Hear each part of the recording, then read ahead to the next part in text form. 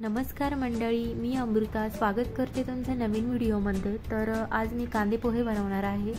त्यासाठी कढईमध्ये तेल टाकून घेतलं। तेल छान गरम झालं की मी मोहरी ॲड केली आणि पोहे पण स्वच्छ असे चाळून घेतले आहे, जेणेकरून त्यातली जी घाण जी चुरा असतो, छोटे छोटे दगड वगैरे असतात ते सगळे निघून जातात। स्वच्छ धुवून झाल्यानंतर त्यात हळद ॲड केली आणि इकडे पण मोहरी टाकल्यानंतर जिरं टाकलं। जिरं चांगलं फुललं, त्यानंतर शेंगदाणे ॲड केले।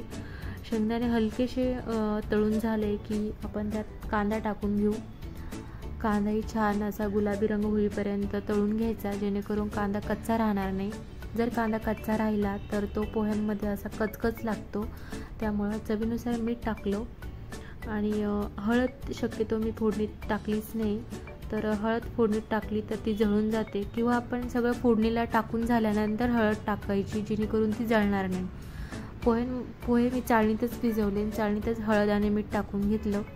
त्यानंतर मी इथं कढीपत्ता आणि मिरची टाकून घेतली। आता छान असं त्याला परतवून घेऊ आणि यात मी थोडीशी साखर ॲड करणार आहे। तर साखरेमुळे काय होतं, आपल्या पोह्यांमध्ये एकदम छान अशी चव येते।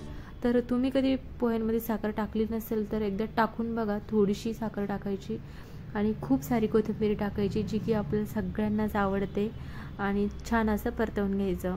त्यानंतर पोहे ॲड करायचे आणि मस्त असं मिक्स करून घ्यायचं। तर कोणाकोणाला कांदे पोहे आवडतात ते नक्की कमेंटमध्ये सांगा। तर तुम्ही बघू शकता खूप छान असे आपले पोहे इथे तयार झाले आहे आणि खूप असे मऊ दिसत आहे। तर यात थोडीशी कोथिंबीर ॲड करू। तर जेव्हा आपण पोहे खायला घेऊ तेव्हा वरतून थोडीशी बारीक पिवळी शेव जर टाकली तर पोहे एक नंबर लागतात।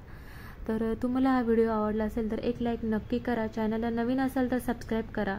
चला तर भेटूया नेक्स्ट व्हिडिओमध्ये, तोपर्यंत बाय।